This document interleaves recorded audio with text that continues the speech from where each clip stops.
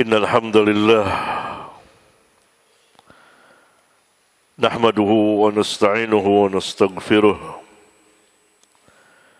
ونعوذ بالله من شرور أنفسنا ومن سيئات أعمالنا. من يهده الله فلا مضل له ومن يضلل فلا هادي له، وأشهد أن لا إله إلا الله وحده لا شريك له، وأشهد أن محمدًا عبده ورسوله. يا أيها الذين آمنوا اتقوا الله حق تقاته ولا تموتن إلا وأنتم مسلمون. يا أيها الناس اتقوا ربكم الذي خلقكم من نفس واحدة وخلق منها زوجها وبث منهما رجالا كثيرا ونساء، واتقوا الله الذي تساءلون به والأرحام إن الله كان عليكم رقيبا. يا أيها الذين آمنوا اتقوا الله وقولوا قولا سديدا يصلح لكم أعمالكم ويغفر لكم ذنوبكم، ومن يطع الله ورسوله فقد فاز فوزا عظيما. أما بعد، فإن خير الحديث كتاب الله، وخير الحج حج محمد صلى الله عليه وعلى آله وسلم، وشر الأمور محدثاتها، وكل محدثات بدعة، وكل بدعة ضلالة، وكل ضلالة في النار. Ikhwan sekalian yang saya muliakan, mari kita melanjutkan kitab ilmu yang saya tulis, dan kita akan memasuki bab ke-28 pada akhir zaman, yakni seperti sekarang, masa kini, dan masa-masa sebelumnya. Bahkan diutusnya Nabi sallallahu alaihi wasallam adalah sebagai akhir zaman, karena jarak antara beliau dengan kiamat sini.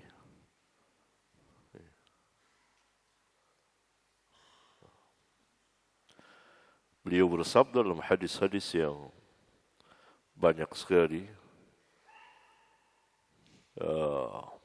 Saya telah mengumpulkannya dalam kitab Riyadul Jannah. Bu'istu ana was-sa'atu kahatain. Diutusnya aku, sedangkan jarak antara aku dengan hari kiamat seperti ini.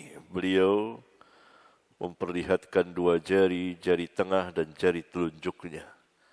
Alangkah dekatnya antara ini dan ini. Jari tengah lebih panjang dari jari telunjuk, tapi berapa panjangnya? Nah, ini dia. Ini beliau diutus. Ini hari kiamat. Ada lagi yang mengartikan jarak antara ini dan ini. Tengah dan telunjuk dekat. Tapi saya kira wallahu a'lam, yang pertama yang lebih tepat. Ya. Aku diutus,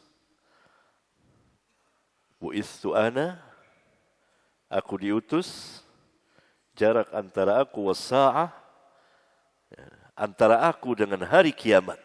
Berarti beliau Nabi akhir zaman.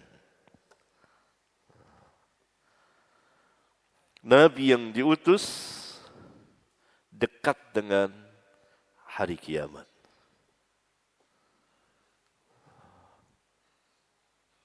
Ya. Dan telah berlalu 15 abad. Kita sekarang berada di abad ke-15 dari hijrahnya Nabi yang mulia alaihi salatu wassalam.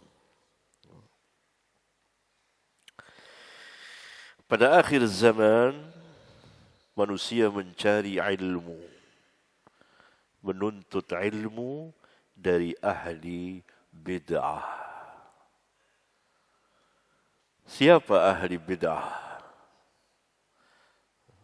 Ahli bid'ah adalah orang yang membuat bid'ah, sengaja membuat bid'ah,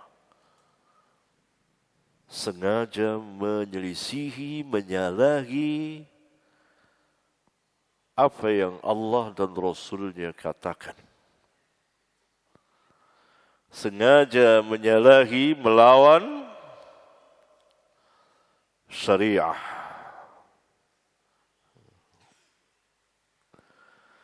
Dia lawan wahyu dengan ra'yunya. Jaham bin Safwan dan sebelumnya gurunya Ja'ad bin Dirham, Bishr bin Ghiyath Al-Marisi, dan kawan-kawannya sengaja membuat suatu cara dengan hawa dan ra'yunya yang menyelisihi agama Allah tabaraka wa ta'ala. Saya sering mengulang-ulang kisah dialog atau debat Asy-Syafi'i Al-Imam dengan Bishr bin Ghiyath Al-Marisi atas permintaan ibunya Bishr. Karena ibunya menyaksikan bahwa anaknya ditentang, dibantah oleh bala tentara ulama. Dan ibunya melihat bahwa Bishr sangat mengidolakan Asy-Syafi'i. Takjub dianya. Dan memang Asy-Syafi'i dicintai oleh seluruh lapisan para penuntut ilmu. Hatta Bishr bin Ghiyath, pemuka ahli bid'ah ini, dia mengambil fikih dari Asy-Syafi'i. Asy-Syafi'i ilmuwan. Beliau yang pertama kali membahas tentang ulumul hadis. Beliau juga yang pertama kali membahas tentang ulumul Quran. Beliau juga yang membahas ilmu usul fiqh. Sehingga kata Al-Imam Ahmad kepada Imam Ishaq bin Rahuwai, kalau kita lewatin majlis sini, kita enggak dapat apa-apa. Tapi kalau kita lewatin majlis Sufyan bin Uyainah, kita bisa mengejar riwayat hadis yang lain. Tapi ini kurang lebih begitulah. yakni beliau mengajak kawannya Ishaq untuk duduk di majlis Asy-Syafi'i. Ishaq mengatakan, kok kita tinggalkan majlis tahdits Sufyan bin Uyainah?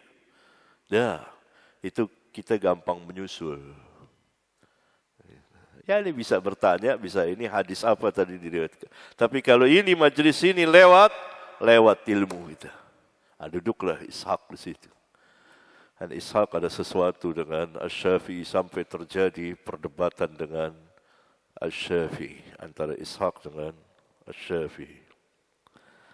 Itu Imam Ahmad 40 tahun mendoakan Asy-Syafi'i.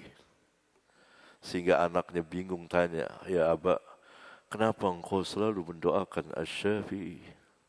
Kata Al-Imam Asy-Syafi'i kasyam.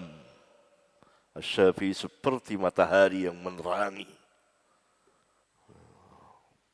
Jadi orang alim besar, hampir seluruh ilmu ya hadisnya, ya lughah hujjah. Kata siapa saya lupa. Asy-Syafi'i lughahnya jadi hujjah. Dia orang Quraisy asli. Ya. Begitu. Lalu datanglah Bishr atau dipertemukan dan ditanya oleh Asy-Syafi'i 3 hal.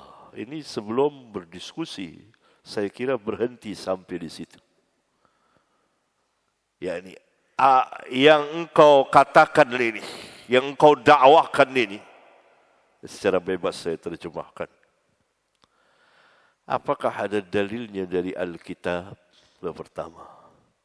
Karena asas dalil Alkitab, Al-Quran. Bishr menjawab enggak. Dakwah Bishr itu, Quran ini makhluk. Allah ada di mana-mana. Allah tidak istiwa alal arsh, tapi istaulah. Allah tidak turun ke langit dunia setiap malam pada sepertiga malam yang akhir. Yang dimaksud oleh turun rahmatnya. Wah, begitulah perkataan Bishr. Antum bisa baca di kitab saya Syarah Aqidah Salaf. Antara Bishr dengan salah seorang kiai di sini. Ya, sama. Lalu yang kedua ditanya oleh Syafi'i, apa yang kau dakwahkan ini ada dari sunnah? Ada dari sunnah tidak? Tidak ada. Dia bilang tidak ada. Kejujuran ahli bid'ah saat itu dan ahli bid'ah saat ini tidak jujur. Dia berputar dan bermain lebih celaka lagi. Dia berdalil dengan ayat, dia tafsirkan, dia tahrif. Bishr ngaku, enggak ada. Yang ketiga, apa datang dari kaum salaf? Padahal Syafi'i kaum salaf. Diperselisihkan. Asy-Syafi'i, apakah Asy-Syafi'i masuk ke dalam tabi'ut tabi'in atau dia di tabaqah keempat? Saya juga pendapatnya pulang balik.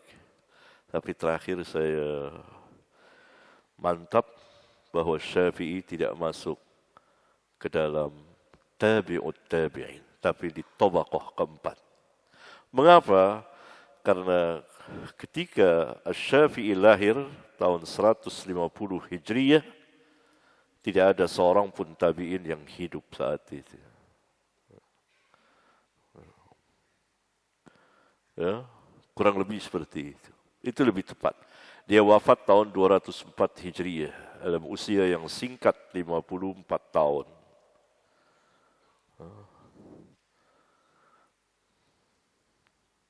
Ada dari kaum salaf?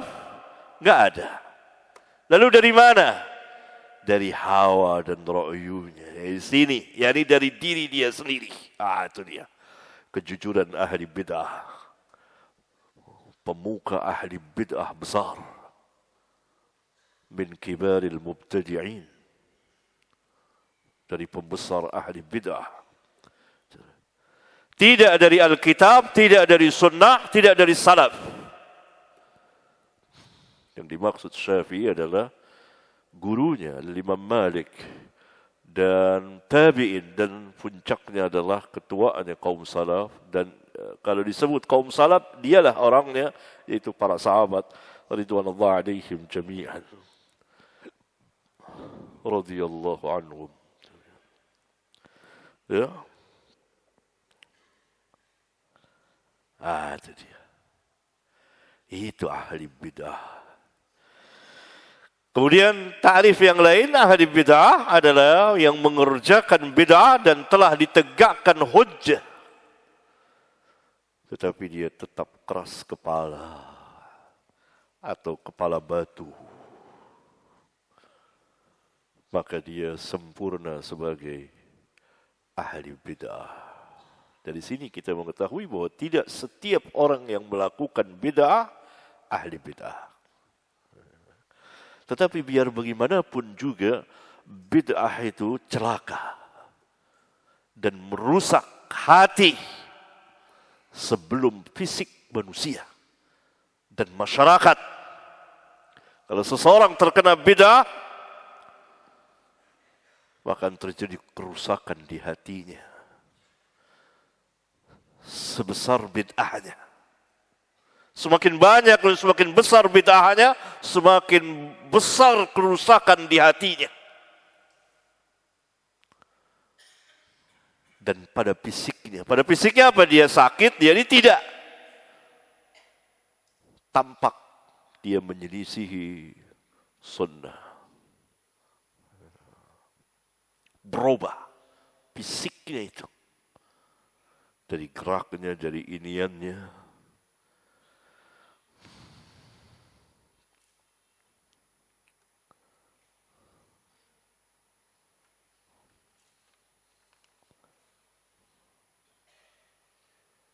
Ya.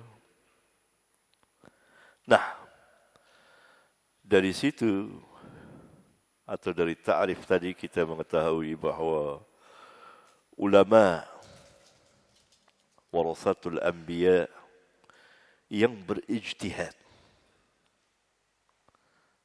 Ulama itu tentu namanya ulama. Dia memiliki ilmu. Ada dasar yang kuat. Dan ulama semuanya tentu ingin mencari kebenaran dengan ijtihadnya itu. Tujuannya adalah kebenaran. Tujuannya adalah mengikuti kaum salaf. Ada yang sampai, ada yang tidak sampai. Ada yang tepat, ada yang tidak tepat.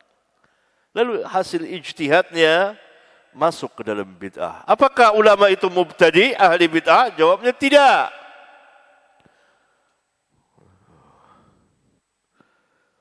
Hasil ijtihad yang salah jangan diikuti. Tetapi ulama lain tidak boleh diam, wajib memberitahukannya.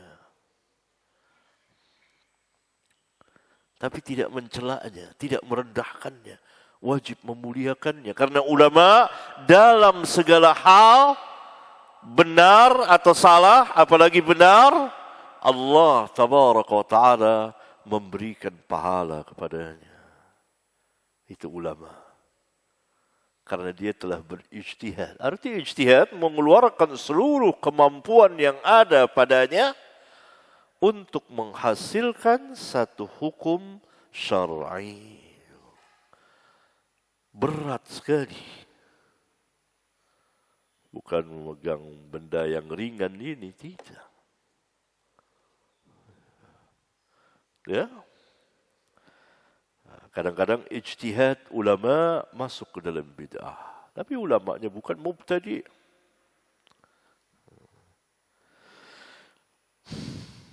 Baik. Saya membawakan sebuah hadis yang juga sering saya bawakan di kitab-kitab saya sebagai pelajaran bagi saya sendiri yang menulis. Dan saya tentunya orang pertama yang mengambil manfaat ini insya-Allah ta'ala sebelum yang lain.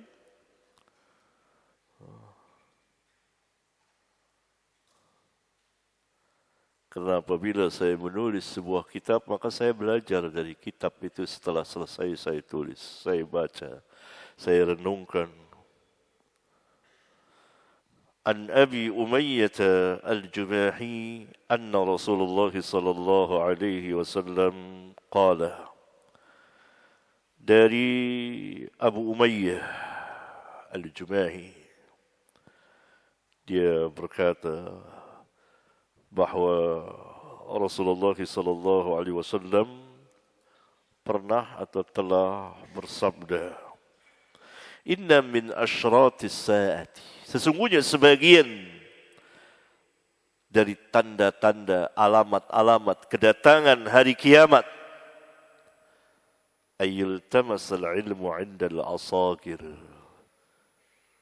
Dicarinya ilmu itu, yang dimaksud ilmu syar'i, 'indal asagir, dari orang-orang yang kecil. Tanda hari kiamat ada dua, sebagaimana dibagi oleh ulama. Sugra dan kubra. Sugra dan kubra. Tanda yang kecil dan sekarang telah berlalu, berjalan, telah ada. Saya menulis sebuah kitab, telah datang zamannya. Ada beberapa puluh hadis sama seperti kitab ilmu. Itu tanda-tanda yang saya ijtihadkan telah ada, telah muncul. Secara keseluruhan atau telah berlalu, tidak berulang lagi, atau telah terjadi, sedang, dan akan terjadi. Dan akan berulang lagi. Sebagaimana saya jelaskan di dalam muqaddimah. Dan saya juga membawakan hadis ini sebagai salah satu tanda dari tanda-tanda hari kiamat yang sughra. Akan datang nanti tanda-tanda hari kiamat yang kubra, besar. Itu dekat dengan hari kiamat. Seperti datangnya Dajjal. Nuzul turunnya Nabi yang mulia Isa bin Maryam sallallahu alaihi wasallam. Kemudian datang Ya'jud wa Ma'jud. Dan sebelumnya pada zaman Isa dan pada zaman Dajjal terjadi peperangan dan kaum muslimin merebut kembali Konstantinia, Istanbul. Berarti dunia itu berubah nanti. Dahulu pada berapa ratus tahun yang lalu ketika Kesultanan Utsmaniyah di Turki oleh Sultannya Muhammad Al-Fatih II merebut Istanbul, merebut Konstantinia. Itu pembukaan. Kemenangan yang asli, yang besar nanti, itu pada akhir zaman. Dengan teriakan tahlil, takbir.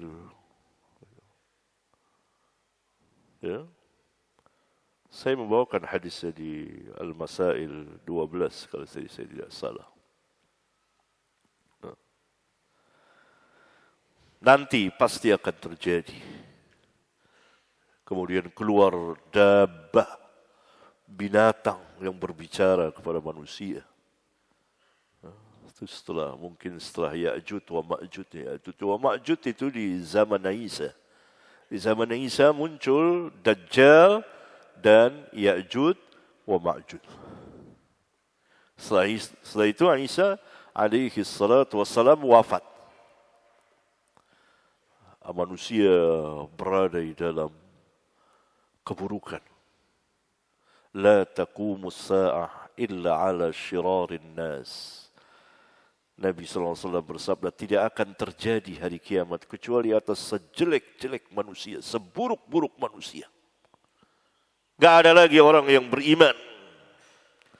Karena setiap orang yang memiliki keimanan walaupun seberat zarrah, benda yang kecil sekali, dan dia bersembunyi di perut gunung, pasti angin yang Allah kirim untuk mencabut itu, nyawa-nyawa orang-orang mukmin akan menghampirinya. Tinggallah sejelek-jelek, seburuk-buruk manusia. Saat itu syaitan iblis turun ke bumi dan mengaku saya Tuhan, disembahlah. Barangkali saat itu keluar binatang, wallahu a'lam.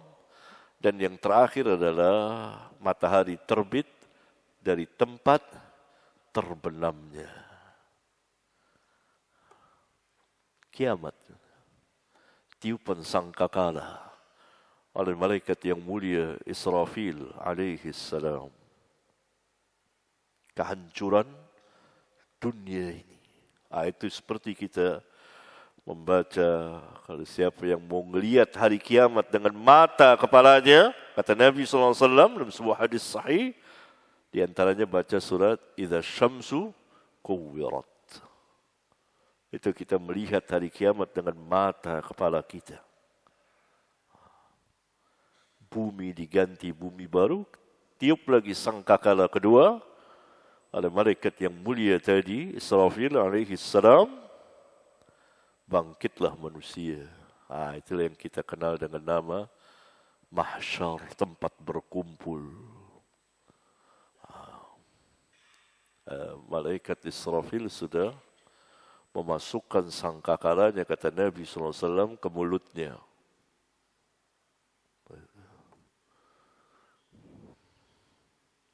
Berita gaib yang wajib kita imani, karena hadisnya sah. Yani sahih li ghairihi. Saya membawakannya di kitab Zuhud. Masuknya. Letaknya ke arsy. Tinggal tunggu perintah dan tidak berkedip. Khawatir nanti dia meleng, datang perintah Rabbul Alamin untuk tiup. Begitu taatnya malaikat itu. Allah perintahkan tiup, tiup.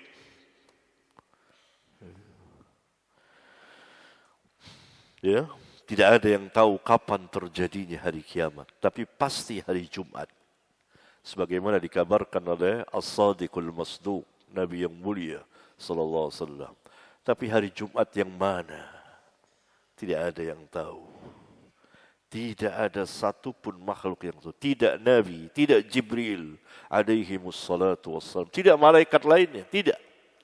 Kecuali Rabbul Alamin yang memiliki hari kiamat itu. Tidak ada yang tahu. Tapi dikasih tahu hari Jumat, pasti. Ada hadisnya sahih, riwayat Imam Muslim. Tapi hari Jumat yang mana? Nah, sekarang kita berada di tanda-tanda yang kecil begitu banyak.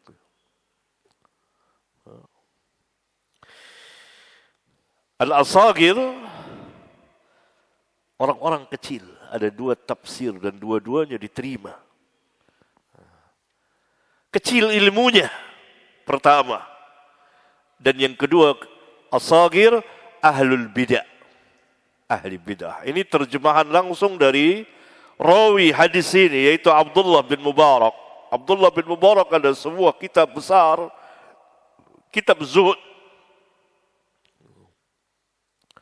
Dan memang para ulama dahulu, karena itu saya menulis, mengikuti mereka, jauh di belakang, tentunya, mengarang kitab itu.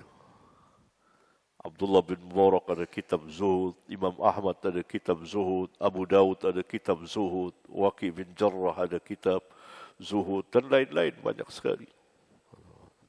Untuk apa? Untuk menenangkan hati, menenteramkan hati, dan agar terpaut hati itu ke akhirat. Sebagaimana para sahabat, jisimnya, jasadnya berjalan di muka bumi, tapi hatinya tergantung di akhirat. Karena itu mereka tidak terpengaruh terhadap harta benda dunia yang mereka miliki. Bahkan seperti budak-budak yang taat kepada tuannya, harta itu. Dan mereka tidak peduli antara pujian dan celaan, karena mereka orang-orang mukhlisin. Ya.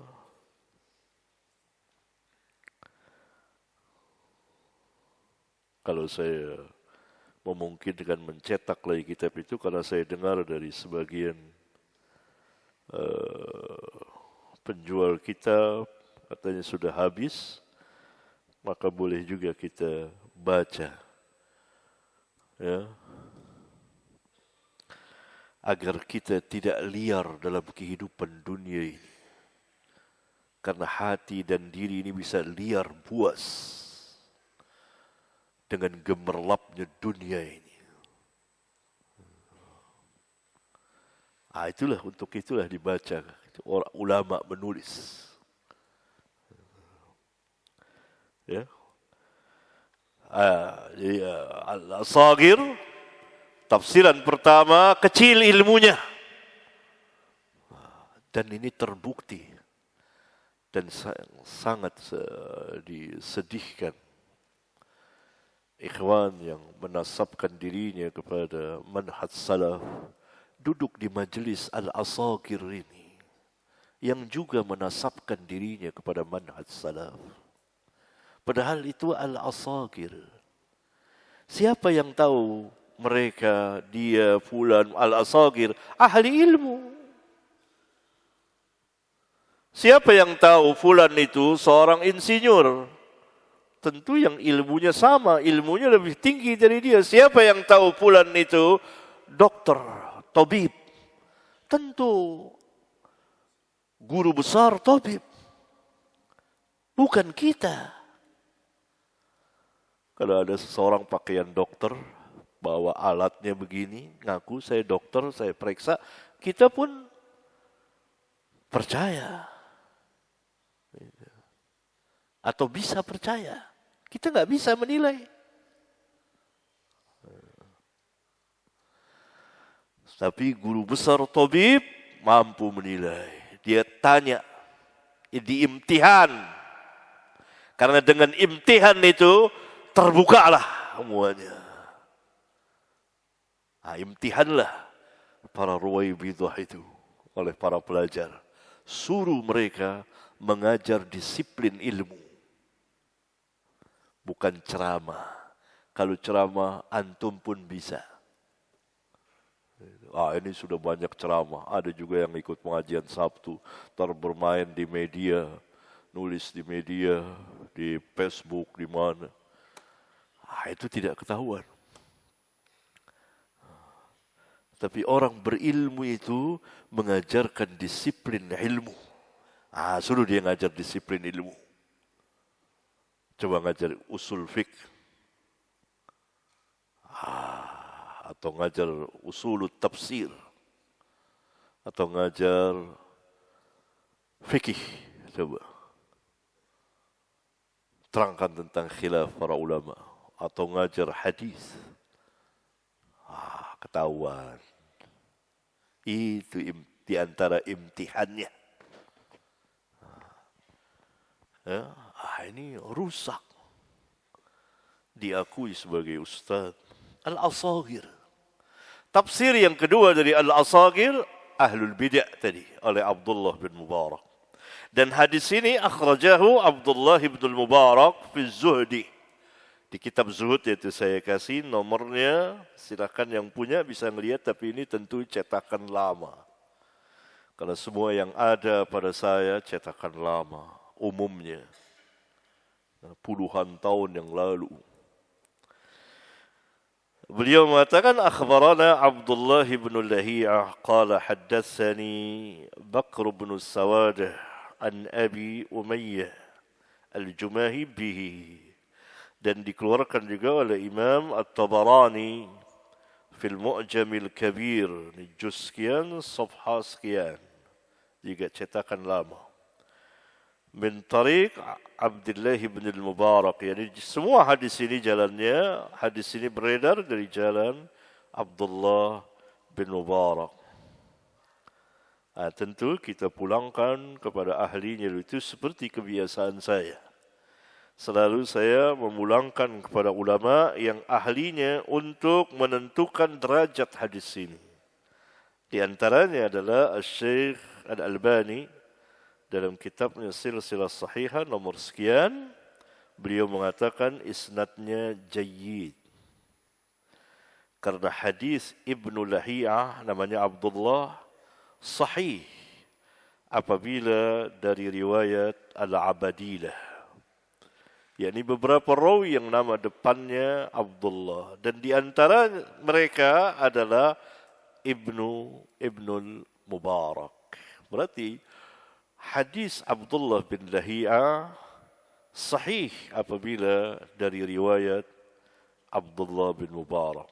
Kemudian baru saya mengomentarinya. isnad hadis ini sahih dan para perawinya thiqah. Abdullah bin Lahiyah sahihul hadis, sahih hadisnya. Apabila yang meriwayatkan darinya salah seorang dari al-abadilah, yakni sebagian perawi yang nama depannya Abdullah. Contohnya seperti Abdullah bin Mubarak dalam hadis ini. Kemudian yang kedua Abdullah bin Wahab. Kemudian yang ketiga Abdullah bin Yazid al-Muqri. Dan lain-lain. Dan saya pernah menanyakan kepada Syekh bin Ali bin Hasan bin Ali bin Abdul Hamid Al-Halabi Al-Athari, siapa saja selain dari mereka ini. Saya katakan, saya ketemukan banyak. Dan saya tanya kepada Syekh, maksudnya gurunya Syekh Albani, itu beliau menemukan lebih banyak lagi. Begitu kata dia. Kurang lebih begitu. Itu saya katakan dan lain-lain. Sebagaimana dijelaskan oleh para ulama ahli hadis, di antaranya Al-Hafidh Ibnu Hajar. Sedangkan sanad di atas dari riwayat Abdullah bin Mubarak dari Ibnu Lahiyah, maka dengan demikian riwayat Ibnu Lahiyah ini sahih. Kemudian saya meluaskan, Abdullah bin Lahiyah adalah seorang perawi thiqah atas kurang-kurangnya saduq, yakni hasan. Ia biasa mencatat dan menulis hadis-hadis yang ia riwayatkan dari para syekhnya, gurunya. Kemudian ia meriwayatkan hadis-hadis yang ia tulis itu dari kitab hadisnya dengan cara membacakan kepada murid-muridnya. Seperti ini, ada catatan. Pada suatu hari, kitab hadisnya terbakar. Rumahnya mungkin kebakaran. Jadi kitab hadisnya, catatan hadisnya kebakar semuanya. Kitabnya itu yang berjilid-jilid riwayat dia. Kebakar semuanya, habis semuanya. Ya. Maka hilanglah hadis-hadisnya dan dengan sendirinya berubahlah hafalannya. Karena para perawi hadis itu dalam menulis hadis, menghafal hadis, meriwayatkan hadis itu beragam. Pertama, ada yang hanya mengandalkan hafalan saja, tidak menulis. Contoh dari sahabat adalah Abu Hurairah radhiyallahu taala anhu, orang yang paling kuat hafalannya, dan kita sudah membahasnya di kitab ini. Antum bisa mengulangnya lagi. Dan saya telah terangkan sebab-sebab Abu Hurairah itu kuat hafalannya. Dan yang menjadikan dia seorang sahabat yang terbanyak meriwayatkan hadis dari Nabi yang mulia alaihi salatu wassalam. Yang kedua, menghafal dan menulis. Menulis dan menghafal. Pertama menulis dulu tentunya, baru menghafal. Ini bagian para imam. Bukhari, Muslim, Abu Dawud, dan lain-lain. Yang sebelumnya ada Imam Ahmad. Semua punya kitab. Imam Ahmad kalau datang ke masjid itu bawa kitab. Kitab hadis riwayat dia bawa saja. Moga-moga ada orang mau bertanya pada dia. Dia duduk di masjid, nungguin. Ada yang tanya enggak, dia bacakan gitu. Kalau enggak, ya dia pulang lagi bawa kitabnya. Karena menurut dia hafalan sering mengkhianati kita. Sahih tidak perkataan itu? Sahih. Hafalan itu suka berkhianat kepada kita. Dan puncaknya yang sering mengkhianati kita, mengkhianati hafalan kita siapa? Syaitan. Orang sini panggil setan. Syaitan. Dan sudah ada ceritanya. Kemarin saya bawakan kisah Yusuf bersama teman sepenjaraannya yang dilupakan oleh syaitan. Dan Yusha bin Nun, pemudanya Musa alaihi wassalatu wassalam, juga dilupakan oleh syaitan. Kata anak ini paling-paling Imam Ahmad itu mungkin 100 dengan hafalannya kalau dia mau ini. Dia selalu pakai kitab. Begitu hati-hatinya. Tujuh Bukhari dan lain-lain, semua ada kitabnya. Ini yang terbaik. Menulis, menghafal. Menulis, menghafal. Ini ada bab tersendiri kan. Sebagaimana kebiasaan kaum salaf. Ya, sudah lewat kan ya? Sudah lewat. Yang ketiga, yang hanya menulis saja, tapi tidak menghafal. Nah, ini diantaranya Abdullah bin Lahiyah. Dia lebih banyak menulis dari menghafal. Nah, ketika kitabnya itu hilang, maka hilang juga.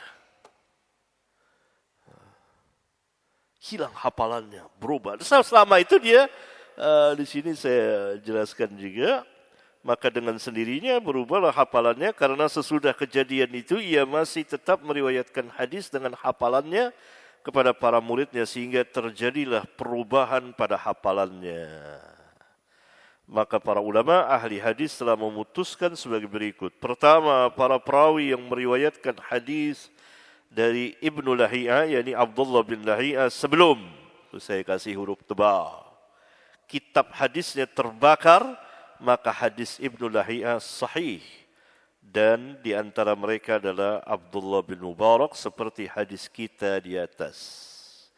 Kedua, para perawi yang meriwayatkan hadis dari Abdullah bin Lahiyah sesudah kitab-kitab hadisnya terbakar, maka hadis Abdullah bin Lahiyah dhaif, tapi dhaif dia ringan dan bisa sebagai pembantu atau penguat. Karena ia hanya mengandalkan hafalan, sedangkan hafalannya telah berubah. Ya? Nah, itu salah satu tanda berubahnya hafalan. Ada sebab. Kenapa? Tidak semata-mata orang mengatakan dia berubah lalu kita terima. Tidak. Kenapa berubahnya? Ada lagi yang berubah hafalannya karena rumahnya kemasukan perampok, pencuri, dipukul palanya, geger otak, hilang. Hilang hafalannya, kesian rawi itu ya. Ya, maling itu berdosa, dia bertanggung jawab sampai hari kiamat. Rawi itu jadi hilang hafalannya, mungkin dipukul pakai apa waktu itu. Abdullah bin Lahiyah kebakaran rumahnya, habis kitabnya. Ada juga yang hilang sampai stres, kalau kita bahasa kita stres itu. Ada ulama hilang kitabnya, sampai ke orang linglung. Ya, karena mungkin mereka hanya mengandalkan kitab. Beda dengan Ibnu Hazm. Tahu Ibnu Hazm? Ya, dibakar kitab-kitabnya oleh musuhnya. Beda pendapat dibakar. Orang asabiyah. Perbedaan pendapat itu hal biasa. Tapi kadang-kadang orang ta'assub. Tidak mau lagi. Padahal Ibnu Hazm ilmunya menggunung. Dibakar. Kata Ibnu Hazm enggak apa-apa, ada di sini kitabnya. Ada di sini. Bakarlah kitab saya gitu. Saya di sini tulisan yang berjilid-jilid itu, jadi dia hafal. Tahu kitab Al-Muhalla berjilid. Hafal dia. Sini. Ini. Orang bakar enggak, orang asobiyah.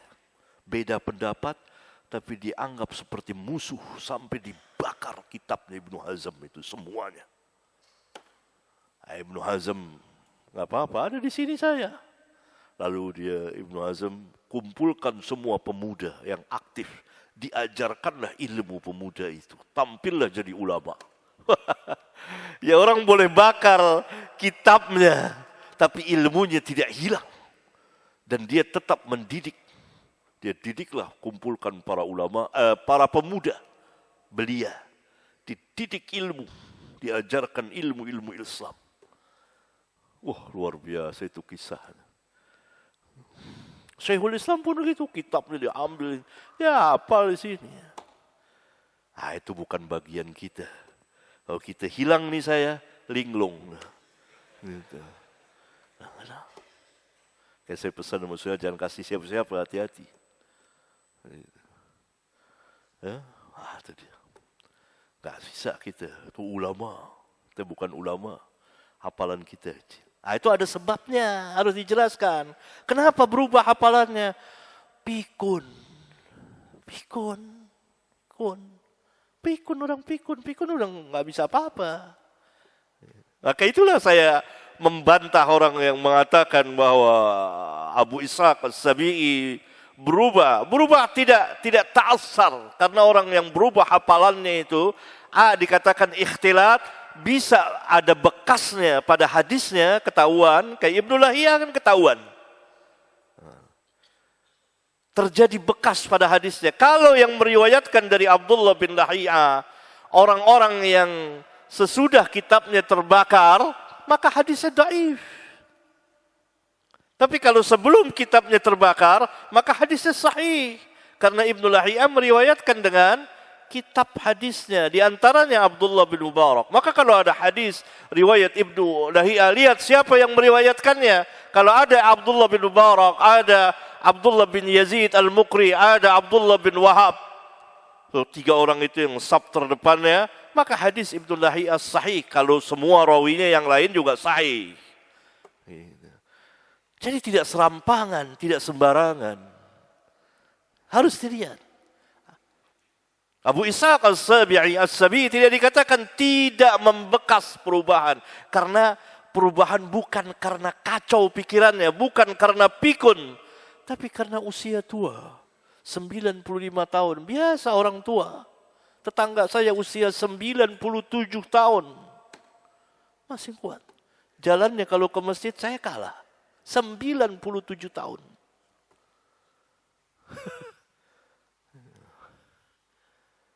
Masih jalan ke masjid. Jalan pergi pulang.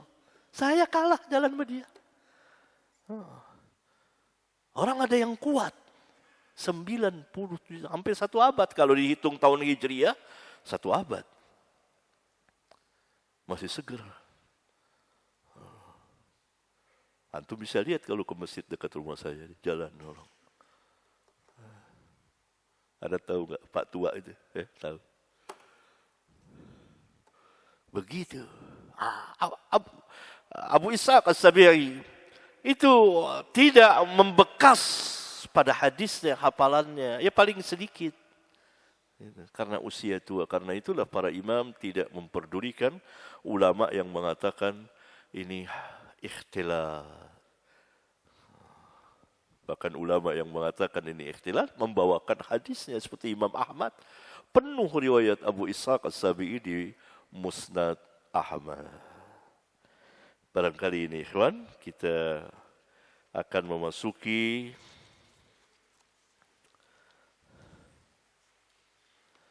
Sahih Bukhari. Silakan. Suhail.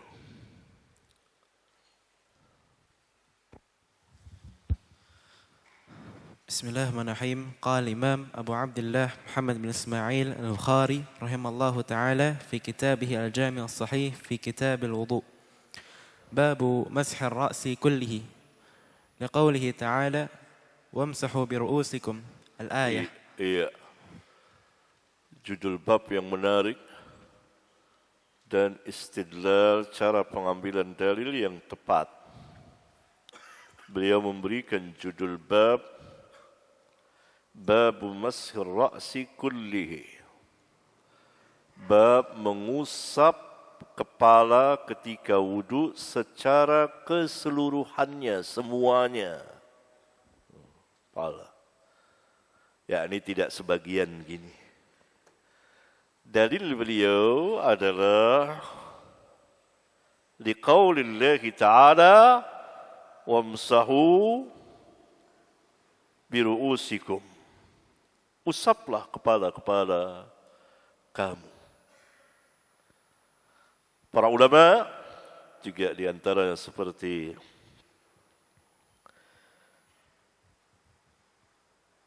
Al-Hafidh membicarakan tentang huruf ba di ayat biru'usikum. Sebagian ulama yang mengatakan boleh mengusap sebagian kepala, tidak secara keseluruhannya, mengatakan bahwa huruf ba di situ ba litab'id, ba yang menunjukkan sebagian. Sebagian. Ada lagi yang mengatakan ya, bahwa huruf ba di situ ba zaidah. Yakni tidak berfungsi, hanya sebagai tambahan saja. Ini lebih lemah lagi. Karena tidak ada satupun huruf dalam Al-Quran melainkan dia berfaedah.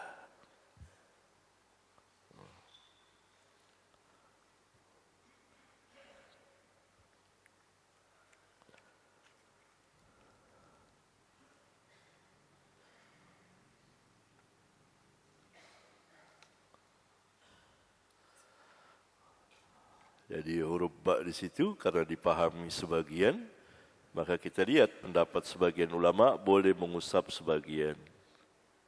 Atau huruf ba di situ biru'usikum merupakan ba zaidah, maka boleh juga mengusap sebagian. Tetapi yang benar huruf ba di situ menurut sebagian ulama adalah lil ilsaq. Apa makna lil ilsaq? Yang belajar usul apa? Mana para pelajar ni?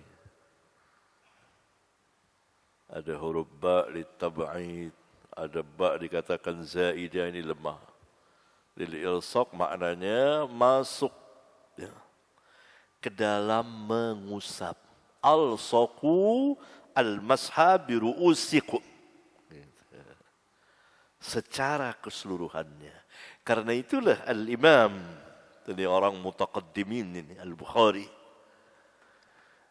memahami bahwa mengusap kepala secara keseluruhan berdasarkan ayat Al-Quran, liqaulillahi ta'ala wamsahu bi ru'usikum, karena beliau memahami huruf ba di sini adalah ba lil ilsaq. Selain telah ada tafsir dari Nabi yang mulia alaihi salatu wassalam bagaimana cara mengusap kepala itu. Karena Nabi diperintah oleh Allah untuk menjelaskan Al-Quran. Wa anzalna ilaika adh-dhikra litubayyana lin-nasi ma nuzila ilaihim wa la'allahum yatafakkarun. Dan kami turunkan kepadamu az-zikra, Al-Quran, agar engkau menjelaskan kepada manusia apa yang Allah turunkan kepada mereka, apa yang diturunkan kepada mereka oleh Allah, oleh Rabbul Alamin. Tujuannya apa? La'annahum yatafakkarun, agar mereka memikirkan, paham. Tanpa sunnah tentu tidak, atau kurang paham, tidak tepat. Ini fungsi dan kedudukan sunnah demikian besarnya. Kemudian Al-Imam membawakan dua buah asar. Silakan Suhail, barakallahu fiik. وقال ابن المسيب المرأة بمنزلة الرجل تمسح على رأسها وسئل مالك أيجزئ أن يمسح بعض الرأس فاحتج بحديث عبد الله بن زيد. Iya. Al-athar pertama dari Sa'id bin Musayyab. Musayyab ya-nya fathah. Itu yang lebih tepat dari kasrah musayyib. Musayyab. Sayyidut tabi'in, penghulunya tabi'in ini, ketuanya tabi'in, pembesar tabi'in. Sa'id bin Musayyab, mantunya Abu Hurairah. Dia banyak meriwayatkan hadis dari mertuanya. Ya. Sa'id bin Musayyab.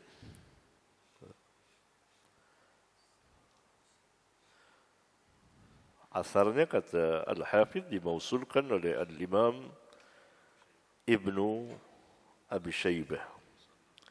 Yani beliau mengatakan al-mar'atu bimanzilatir rajul. Kedudukan perempuan dalam mengusap, dalam berwudu sama dengan laki-laki. Tidak ada beda. Tamsahu ala ra'siha. Dia mengusap kepalanya. Bukan begini. Karena hukum bagi laki-laki, hukum asalnya juga bagi perempuan. Kecuali kalau ada dalil yang menjelaskan pengecualiannya. Contohnya seperti salatul Jumu'ah, salat Jumat. Nabi SAW memberi keringanan kepada wanita untuk tidak salat Jumat. Tidak wajib bagi wanita. Dan yang lainnya. Selebihnya hukum asalnya wajib. Sama. Dalam wudu, dalam salat, mandi janabah, mandi haid ada lagi, dia ada kekhususan karena laki tidak mandi haid. Perempuan ada caranya. Nanti kita bahas insyaallah taala. Ya, dia mengatakan perempuan kalau sujud gini ngepet. Enggak ada sunnahnya itu. Sunnahnya siapa? Apabila Nabi SAW sudah menjelaskan dan Nabi SAW tidak memberikan pengecualian, ini khusus laki ya? Enggak ada. Berarti begini semuanya. Khawatir kelihatan. Emang kelihatan kan pakai baju. Kelihatan dari mana? Itu satu. Yang kedua, emang telanjang tuh perempuan begini? Enggak. Di belakang kan. Bukan di depan.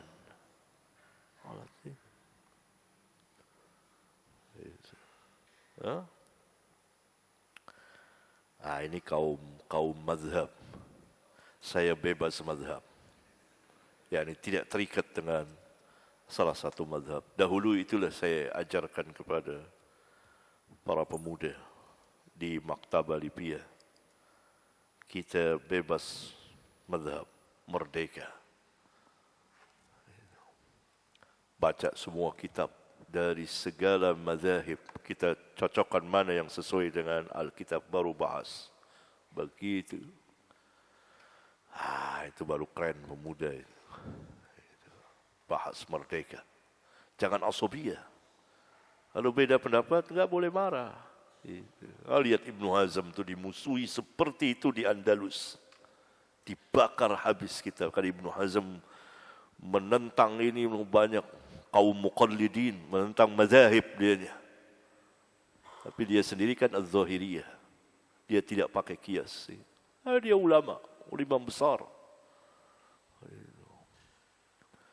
Syekhul Islam hafal kitabnya itu dan dia berbangga mengatakan saya hafal kitab Al-Muhalla.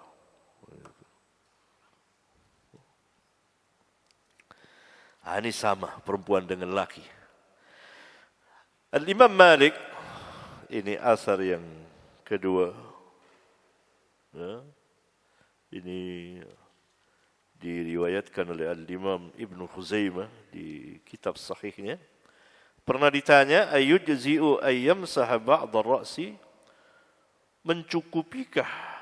Apakah mencukupkan mengusap sebagian kepala saja ketika wudu? Fahtajja bi hadis Abdullah bin Zaid. Lalu al-Imam berhujjah dengan hadis Abdullah bin Zaid. Bagaimana hadis Abdullah bin Zaid itu? Silakan Suhail baca. حدثنا عبد الله بن يوسف قال أخبرنا مالك عن عمرو بن يحيى المازني عن أبيه أن رجلا قال لعبد الله بن زيد وهو جد عمرو بن يحيى أتستطيع أن تريني كيف كان رسول الله صلى الله عليه وسلم يتوضأ؟ فقال عبد الله بن زيد نعم. فدعا بماء فأفرغ على يديه فغسل مرتين ثم مضمض واستنثر ثلاثا ثم غسل وجهه ثلاثا ثم غسل يديه مرتين إلى المرفقين ثم مسح رأسه بيديه فأقبل بهما وأدبر بدأ بمقدم رأسه حتى ذهب بهما إلى قفاه ثم ردهما إلى المكان الذي بدأ منه ثم غسل رجليه. عبد الله بن يوسف التنيسي مالك بن أنس عمر بن يحيى المازني عمر بن يحيى بن عمارة بن أبي الحسن المازني ثقة. أبوه هو يحيى بن عمارة بن أبي الحسن ثقة. Iya, Al-Imam rahimahullah ta'ala ya pasti Abdullah bin Yusuf At-Tinnisi biasa meriwayatkan dari Al-Imam. Ya, ini Al-Imam apabila ingin meriwayatkan dari Al-Imam Malik, dia mengambil beberapa rawi yang menjadi talamid, murid-murid Al-Imam Malik, di antaranya Abdullah bin Yusuf. Karena itu kita sering kan Al-Imam meriwayatkan dari Abdullah bin Yusuf dari Malik atau dari Ismail. Siapa? Ismail Ibnu Abi Uwais. Itu keponakannya malah gitu, dan lain-lain. Qutaibah bin Sa'id ya. Kemudian dari Amr bin Yahya Al-Mazini an abihi anna rajulan qala li Abdullah bin Zaid. Seseorang pernah berkata kepada Abdullah bin Zaid. Yang bertanya ini adalah wa huwa jaddu Amr bin Yahya, kakek dari Amr bin Yahya. Dalam riwayat lain dijelaskan ya, Abdullah bin Zaid adalah sahabat.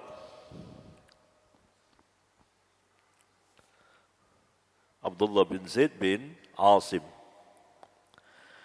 Pertanyaannya, atastati'u an turiyani kaifa kana Rasulullah sallallahu alaihi wasallam yatawaddau? Sanggupkah engkau minta izin terlebih dahulu agar tidak membebani atau memberatkan, untuk memperlihatkan kepadaku bagaimana caranya Rasulullah sallallahu alaihi wasallam berwudu. Bagaimana cara wudu Rasulullah sallallahu alaihi wasallam? Faqala Abdullah bin Zaid, "Na'am." Maka Abdullah bin Zaid menjawab, "Iya." Atau bisa juga kita terjemahkan tentu. Fada'a bima'in, lalu beliau meminta air wudu. Barangkali segayung atau ada baskom kecil, tempat air. Fa'afraga ala yadayhi faghasala marratain, lalu beliau menuangkan ke kedua tangannya dan mencucinya, telapak tangan 2 kali. Sini sampai sini pergelangan. Thumma madmada wastanthara thalathan. Kemudian beliau berkumur-kumur sambil menghisap air ke hidung dan mengeluarkannya kembali sebanyak 3 kali. Ambil air langsung. Dalam riwayat An-Nasai ada mengeluarkannya dengan tangan kiri. Kalau langsung gini saya juga boleh. Ya, diisap itu sudah kita pelajari. Ambil air.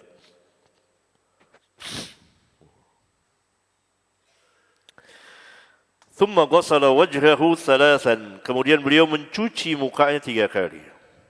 Thumma ghasala yadayhi marratain.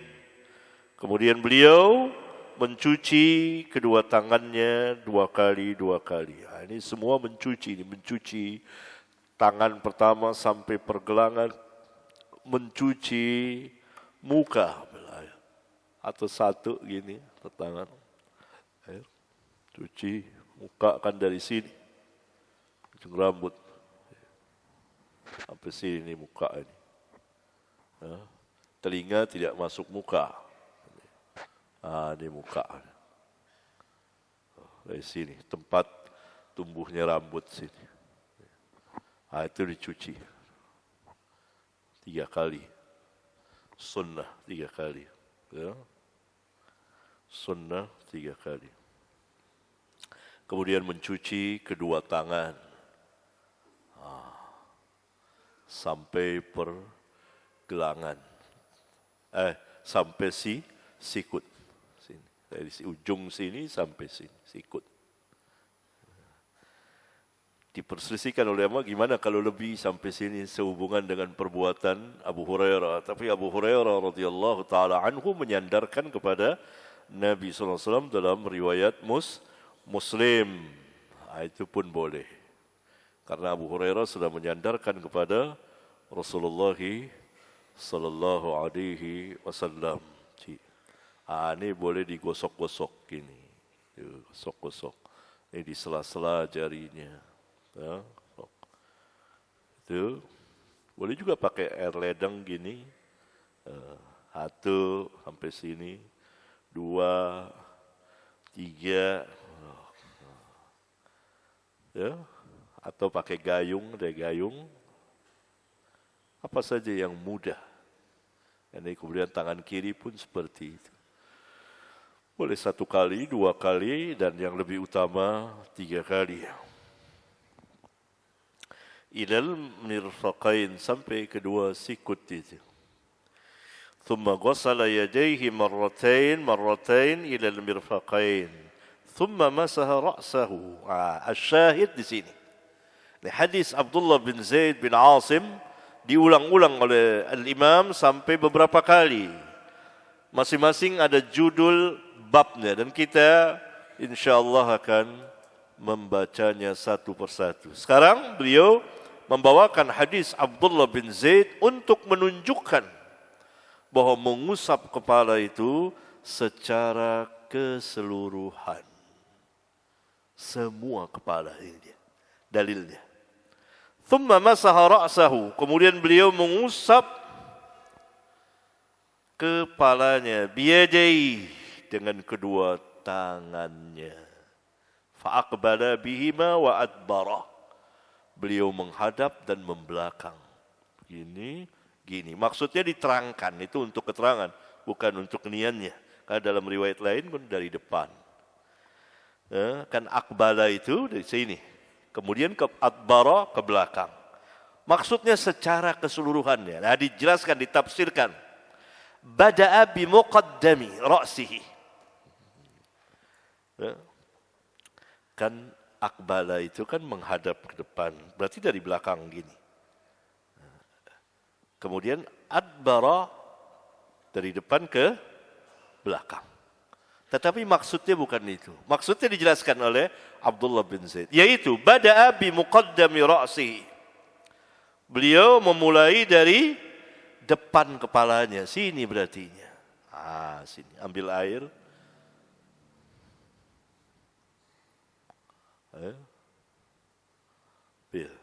Berarti basahannya. Kan mengusap. Bukan mencuci. Mengusap. Beda. Mencuci tadi ada air. Mengusap, nggak boleh ada air. Nggak boleh air banyak. Basahan. Kalau kita bahasanya basahan. Basahan. Tahu basahan kan ya? Bada'a bi muqaddami ra'sihi. Mana? Muqaddam. Ini dia. Tempat tumbuhnya rambut sini. Ya, sini ya. Sini. Ini. Terus hatta dhahaba bihima ila qafahu. Sampai beliau menjalankan kedua tangannya sampai belakang, hingga belakang. Hingga beliau menjalankan kedua tangannya sampai belakang. Sini. Ya. Thumma raddahuma, kemudian beliau mengembalikan lagi kemana? Ilal makanil ladzi bada'a minhu. Ke tempat semula beliau memulainya. Begini lagi. Tentang mengusap telinga, Bukhari tidak membawakan hadisnya. Karena tidak sesuai dengan persyaratan beliau. Di hadis yang lain. Beberapa hadis. Saya sudah lama sudah lama menulis kitab wudu, mengumpulkan hampir seluruh hadis tentang wudu. Sebagian sudah dicatat oleh Suhail. Itu, tapi belum bisa saya terbitkan. Kumpulan hadis saja, sedikit keterangan, saya judul-judul bab. Di antaranya mengusap telinga. Dari depan ke belakang, ke tempat semula tadi, langsung ke telinga. Nih, gini. Masukkan jari telunjuk, ibu jari sini. Jalan bersama. Selesai satu kali, tidak pengulangan. Hadis-hadis pengulangan mengusap kepala sepanjang pemeriksaan atau ijtihad saya tentang hadisiyah tidak ada yang sah, tidak ada yang sahih, tidak ada yang hasan, berkisar di antara hadis-hadis dhaif. Dan nanti akan ada hadisnya sekali mengusap kepala dan sekalian telinga. Berarti secara keseluruhan ini nas yang tegas, sahih, sarih. Sahih dan tegas bahwa mengusap kepala itu dari depan ke belakang secara keseluruhan dengan kedua tangan ini. Kembalikan lagi ke tempat semula. Dalam hadis sahih yang lain langsung ke telinga. Satu kali, marratan wahidatan. Tafsiran yang lain dengan ba ini dan itu gugur dengan tadi. Huruf ba itu bukan litab'id. Tab'id itu untuk menjelaskan sebagian. Bukan juga zaidah, tambahan yang tidak mempunyai arti. Tapi huruf ba lil ilsaqa. Apa lil ilsaq? Masuk secara keseluruhan. Al-saqu al-masah, masuk secara keseluruhan, berarti keseluruhan kepala diusap. Tapi ulama yang berpaham boleh mengusap sebagian kepala tidak kekurangan hujjah. Itu salah satu hujjah mereka. Hujjah yang lain dari hadis sahih riwayat Al-Imam Muslim. Bahwa Nabi SAW mengusap sebagian. Nabi SAW memakai sorban, imamah, begini, mama. Ada yang pakai imamah? Nggak ada. Ini kan terbuka ya rambutnya. Nabi mengusap di sini sebagian rambutnya, kemudian mengusap atas sorbannya. Berdasarkan hadis itu, maka para ulama Asy-Syafi'i dan lain-lain yang berpaham boleh mengusap sebagian kepala berdasarkan hadis ini. Nabi SAW mengusap sebagian. Ini sebagian, tidak secara keseluruhan. Itu dijadikan dalil. Saya terangkan ini supaya tahu bagaimana khilaf ulama selalu berdalil. Ini dalilnya ini. Tadi dengan huruf ba dibantah-bantahan. Kemudian hadis ini. Kemudian hadis ini, hadis tadi. Dalam hadis sahih Muslim, Nabi SAW memakai sorban, tidak menutup semua rambutnya, terbuka sebagian rambutnya. Beliau mengusap sebagiannya, kemudian melanjutkan ke sorbannya. Dijawab oleh ulama yang berpaham secara keseluruhan. Itu apabila rambut kita terbuka sebagian dan tertutup sebagian. Iya, caranya mengikuti Nabi SAW. Adapun apabila rambut kita terbuka seperti ini, maka wajib secara keseluruhan. Ini lebih kuat. Dalilnya ini. Ketika Nabi SAW rambutnya terbuka, tidak pakai apa-apaan, tidak pakai peci, tidak pakai sorban, maka beliau mengusap secara keseluruhan. Paham? Ini lebih kuat. Ulama sana mengatakan, ya ini boleh. Dibolehkan mengusap sebagian. Begitulah khilaf di antara al-ulama. Gitu. Ya. Namun karena saya tidak bermadhab, maka saya bebas melihatnya. Tidak sesak dada saya. Tidak kecewa. Saya ambil semuanya, saya muliakan semuanya, saya hormati semuanya, dan mereka adalah guru-guru besar saya. Dan saya mengambil faedah dari mereka, dan saya mendoakan mereka radhiyallahu anhum jami'an, dan saya mentarjihnya ketika saya mampu. Itu sikap saya sejak saya masuk ke dunia ini. Kalau tidak begitu, lebih bagus saya duduk saja di rumah. Dan saya menerima secara instan. Hidangan siap saji. Sudah selesai. Saya tidak perlu capek-capek, ini tinggal. Sudah selesai. Tapi ketika saya masuk, maka saya harus bahas. Saya harus berjihad, berjuang siang malam, menghabiskan malam-malam panjang untuk bahas.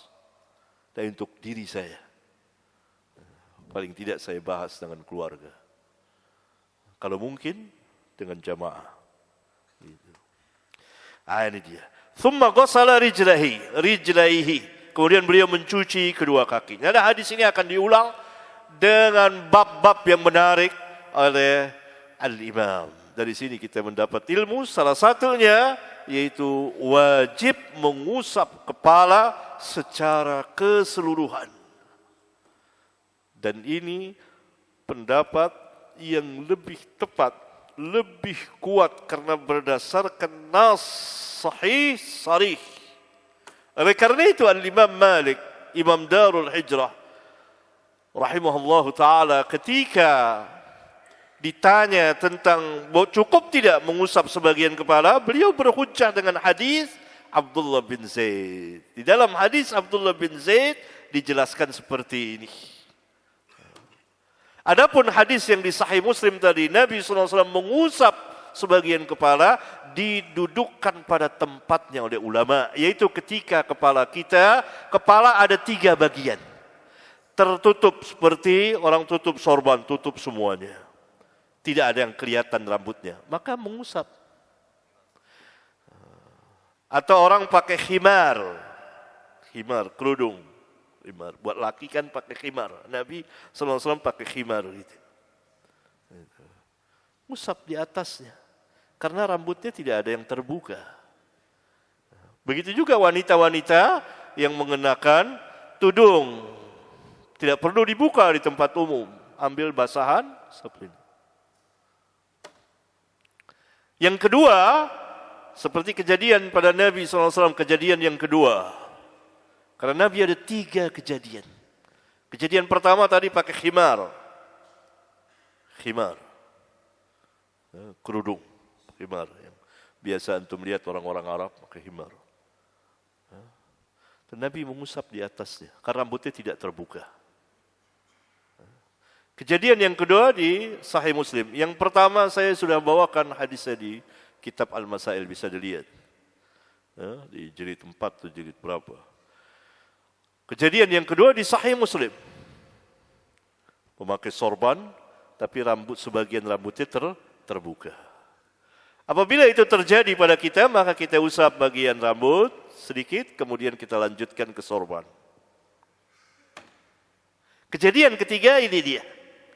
Terbuka rambutnya. Ini. Buka rambutnya. Sap ini. Seperti tadi. Secara keseluruhan. Dengan demikian, maka kita dapat mengamalkan seluruh hadis Nabi yang mulia alaihi salatu wassalam. Dan ini pendapat yang terkuat dari sebagian imam, di antaranya Al-Imam Al-Bukhari, Al-Imam Malik. Barangkali ini ikhwan Mudah-mudahan yang sedikit bermanfaat bagi kita sekalian. Karena menuntut ilmu ini selain kita menambah ilmu, juga menguatkan hati kita, menyenangkan hati kita, mengembirakan hati kita. Sebetulnya saya tidak mau liburkan, tapi saya harus ke tempat lain dan ada urusan ini itu, maka pengajian saya liburkan sampai datang pengumuman. Dan peraturan majelis harus antum ingat dan saling mengingatkan dengan kawan. Dengan demikian antum bisa tenang belajar, khusyuk, tenang belajar. Ini majelis ilmu, bukan ceramah-ceramah. Antum bisa menimba ilmu insyaallah. Sampai di sini pengajian kita liburkan sampai datang pengumuman insyaallah taala. Subhanakallahumma wa bihamdika asyhadu an la ilaha illa anta astaghfiruka wa atubu ilaik. Wassalamu alaikum warahmatullahi wabarakatuh.